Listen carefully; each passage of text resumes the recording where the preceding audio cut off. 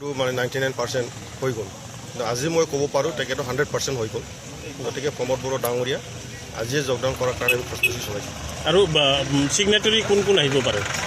Secretary মানে নিখিল বড়ো ছাত্ৰ সন্থাৰ পৰা অব্যাহতি লোৱা অকল প্ৰমোদ বড়োই আছে।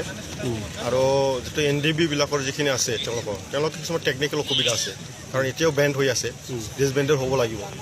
তো আমি আশাবাদী তেওঁলোকক মানে কয়েকদিনৰ পিছতে আমাৰ দলৰ যোগদান কৰাৰ কাৰণে এটা প্ৰক্ৰিয়া আৰম্ভ। আৰু আজি যিটো অন্তিমখন আপোনালোকৰ CWC কিবা হ'ল, ইয়াত কি ধৰণৰ সিদ্ধান্ত গ্ৰহণ কৰিছে?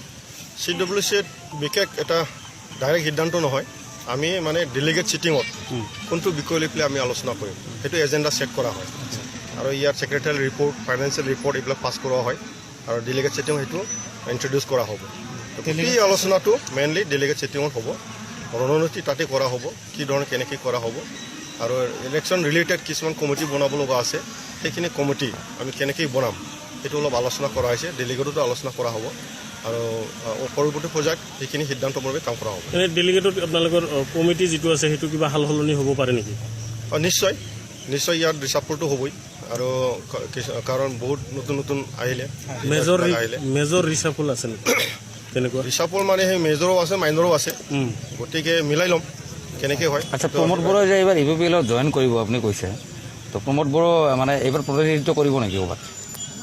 এইখিনি এতিয়ালৈকে আলোচনা কৰা হোৱা নাই, জাষ্ট এটা আনুষ্ঠানিকভাৱে তেখেতে দলত যোগদান কৰিব। তাৰ পিছত আৰু মানে কেণ্ডিডেট ছিলেকশ্যন ধৰি পেলাই মানে ইলেকশ্যন ৰিলেটেড যিখিনি আলোচনা আছে পৰৱৰ্তী পৰ্যায়ত কৰা হ'ব। মানে অহাকালি প্ৰমোদ বড়োই UPPL জইন কৰাটো খাটাং? অহাকালি মই কোৱা নাই, আজিৰ ভিতৰতে হ'ব।